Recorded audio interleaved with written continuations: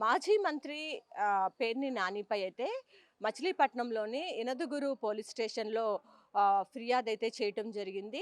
ఏదైతే ఏలూరు జిల్లా చాట్రాయిలో వైఎస్ఆర్ విగ్రహావిష్కరణ కార్యక్రమానికి ఆయన ముఖ్య అతిథిగా అయితే హాజరయ్యారు.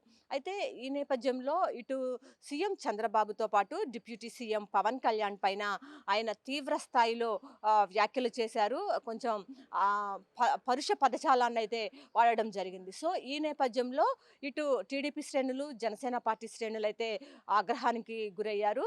ఈ నేపథ్యంలోనే పేర్ని నాని పైన మచిలీపట్నం పిఎస్‌లో అయితే ఒక కేసునైతే నమోదు చేయటం జరిగింది. అయితే వివిధ సెక్షన్ల కింద అయితే ఆయన పైనైతే కేసు నమోదు చేశారు. ప్రస్తుతం చూసుకున్నట్లయితే 196(1), 353(2), 351(2), 352 బిఎన్ఎస్ సెక్షన్ల కింద అయితే ఆయన పైన అయితే కేసులైతే నమోదు చేయటం జరిగింది.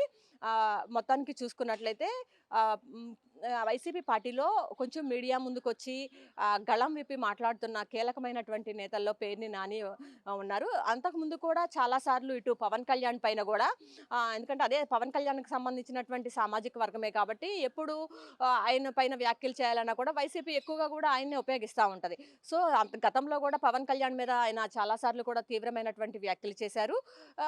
చంద్రబాబు మీద కూడా అడపాదడపా ఆయన వ్యాఖ్యలు చేస్తూనే ఉంటారు. అయితే ఈసారి కొంచెం ఘాటుగా విమర్శలు చేసిన నేపథ్యంలో ఇటు టీడీపీ శ్రేణులైతే ఒకంత ఆయన మీద ఆగ్రహం వ్యక్తం చేశారు. అందుకని ఈ నేపథ్యంలోనే మచిలీపట్నంలోని నదుగురు పోలీస్ స్టేషన్ పిఎస్‌లో ఆయన పైనైతే కేసులైతే నమోదు చేశారు. ఇది ఇక్కడున్న పరిస్థితి. కెమెరా పర్సన్ రాంబాబుతో Lakshmi, One India news Telugu, Vijayawada.